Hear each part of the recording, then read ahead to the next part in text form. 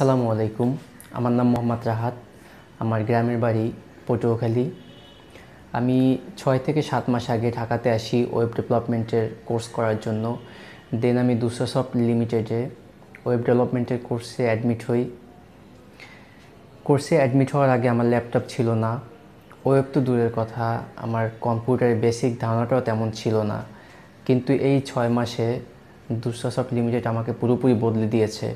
আলহামদুলিল্লাহ, আমার একটি জব হয়েছে ওয়েব ডেভেলপার হিসেবে এবং এর স্যালারি আমার যোগ্যতার ভিত্তিতে।